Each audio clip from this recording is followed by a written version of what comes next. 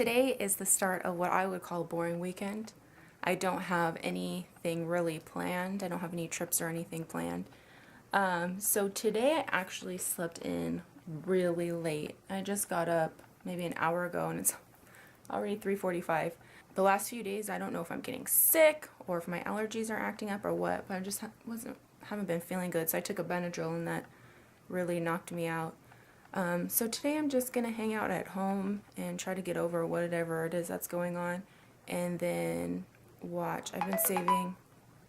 Oh, that's Anthony. He's texting me right now because he's grocery shopping again, so anytime he goes he always has a bunch of questions. The other thing, I've been saving an episode of Pretty Little Liars that I want to watch. I did question myself since I turned 30 recently. Is it okay if I still watch this show? It's my guilty pleasure, and I'm probably too old to be watching it, but I love it. So that's probably about it for my day today.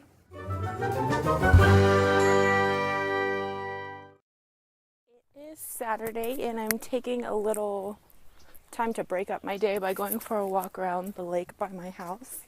I was just talking to Anthony. He's been studying today, and he's say his testimony at church tomorrow, so he's kind of practicing that too, so he's really busy. This is the lake that's by our house, but it's a really pretty day today. It is Sunday, and I am just getting back to town from church. Church was really good this morning. I think it was probably something I needed to hear, but more something I needed to get up and go do. Last night was pretty hard for me.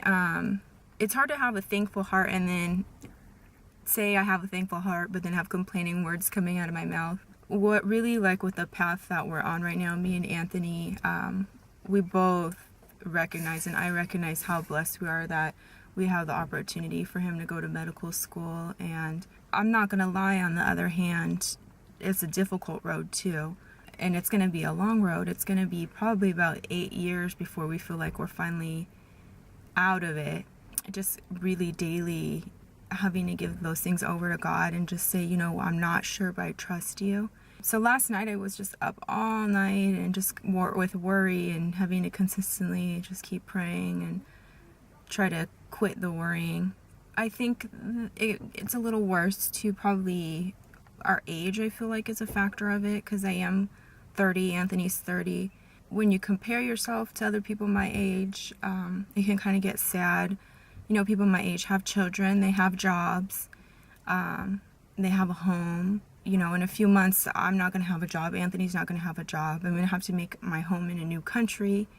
And like I said, how do kids fit into all of that? I'm glad I got up and went to church today. This morning I was just so tired and worn out. And I was really like, well, I can just watch it online. I don't have to go.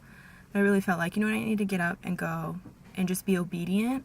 And the message was really good. It was about basically kind of changing our mind and our values to value what it is that Christ values and what Christ considers successful. The person I usually go to find comfort or security is Anthony, and he just has so much on his plate right now. Like, I don't want to give him anything more. So it's just something that I think I can look at as a good position, because I'm having to rely on the Lord. I'm having to evaluate my relationship with him and reevaluate the values that he's given me and the priorities he's placed on my life, and just really trust him. It is Monday, and I'm home right now. Earlier today, I went out to eat with my mom and my grandma, and it's just kind of been like a rough day. Looking forward to facing the challenges I'm going to face. Moving from where I currently live, where I'm very comfortable, to, again, not having a job and moving to another country. And just kind of day to day, going through the process of accepting that and getting excited about it and getting worried about it.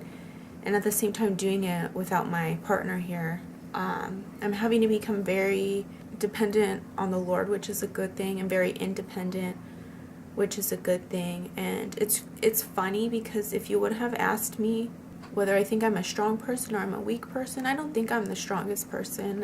If you were to ask me, do I think I can face like a big trial, I would have been kind of like, I know God would get me through, but probably not.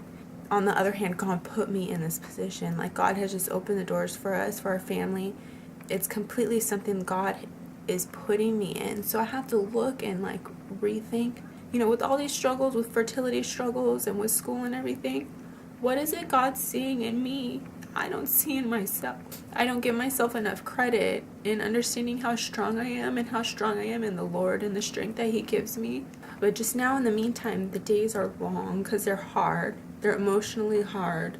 I'm trying to figure out how to be strong in the Lord, face what is really hard, and come out of it on the other side feeling empowered and strengthened. And so if you are like me, if you are going through facing some things coming up in your life that are scary, I want you to know that I'm praying for you, and I ask for you to pray for me too.